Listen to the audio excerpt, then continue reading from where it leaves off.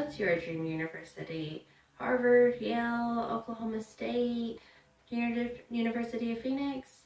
Well, you know you gotta take your SAT for that, right? My name's Alexandra Martinez, and I'm here to try and convince you that taking your SAT or ACT is really important. When I was in high school, I didn't get into the hype of taking the SAT, and so I never did. And at first it was fine because I didn't go to college right away. It wasn't until a few years later, when I was ready to apply, that I found difficulties in not having taken these tests. I was calling around at schools that I wanted to go to, and because I didn't have these scores, I wasn't able to even try to apply. So what I had to do is I had to go the roundabout way and apply at a community college, where all I knew I had to do was take a placement test in order to get placed into their classes. Luckily for me, some big universities will let you transfer from these community colleges. And that's how I was able to get to Oklahoma State, the college that I had originally planned on going to from the start. Therefore, I'm here to talk to you about how important it is to take your SAT or ACT by explaining how the scores will help you out with colleges, the differences between these two tests, and how to prepare yourself to take them.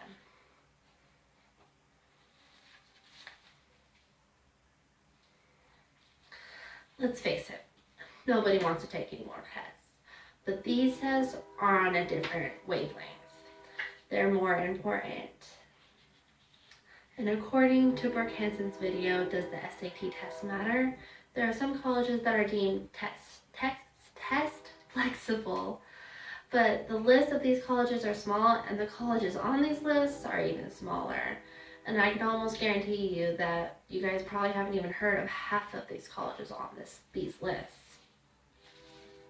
The more prestigious and the bigger the university, the more you're going to need your SAT scores to apply.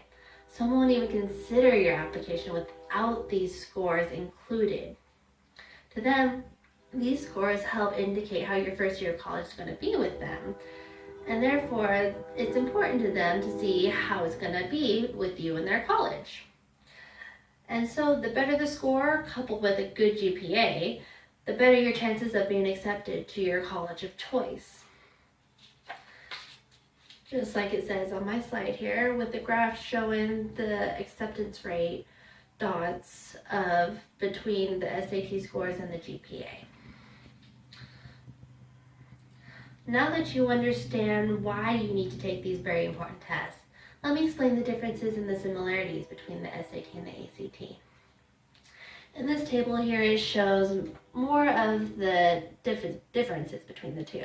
But let me first start off saying that there's a lot of controversy that the ACT is easier than the SAT.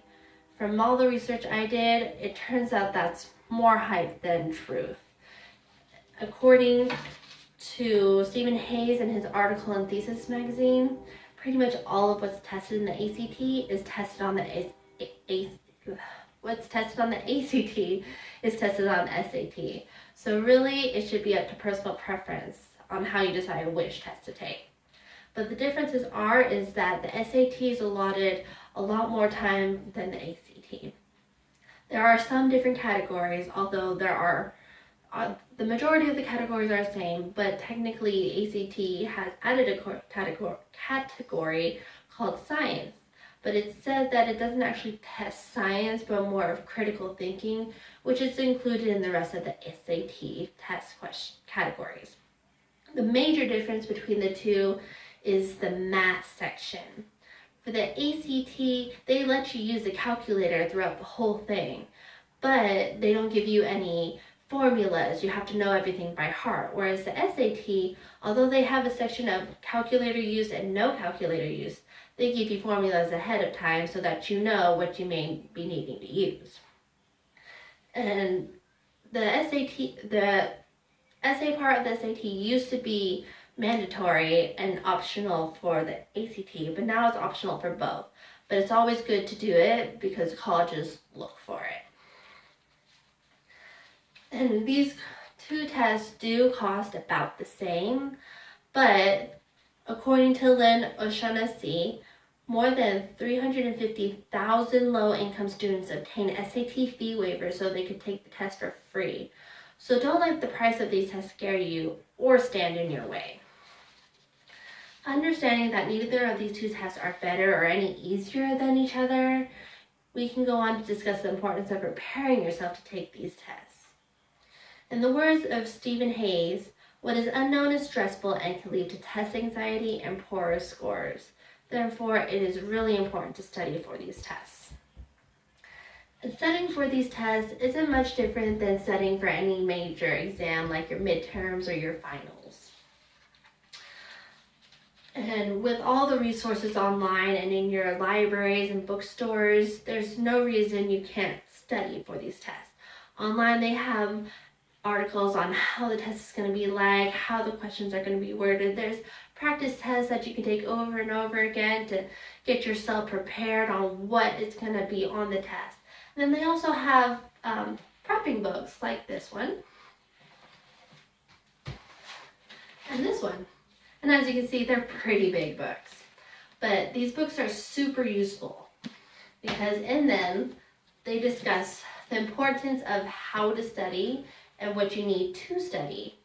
They have, according to each section of the SAT or the ACT, they have practice problems that you can go in and practice and actually take like a test. And then in the back, there are answers to these tests so you can see how you did. And in these books, they're worded and have the main feel of how the actual test is going to be. So it's really quite useful and helpful to get one of these books in order to study. So overall today, we've discussed some about the SAT and the ACT and why they are important to take. Initially, they might not seem like a big deal, but really to colleges, they are. And that's just one reason why they need to be a big deal to you as well. Colleges look at these scores in consideration of acceptance. And if you want to get into a prestigious school, then forget about even trying to apply without having these scores included, because they're not even going to look at it. But it doesn't matter which test you take, whether it be the SAT or the ACT, because they both hold as much credit and neither one is harder or any better than the other. Ultimately, it's up to personal preference. And preparing to take this test isn't any different than any typical studying. With multitude of prep books and practice tests, you should have no problem studying. And if you don't like what you got the first time, take it again. Take it as many times until you're satisfied with what you've got. Well guys, I'm not the best of speakers, especially on topics I'm still learning myself, but if I've left you with anything, I hope is to not be like me and take your SAT or ACT before you even try applying for colleges. Thank you.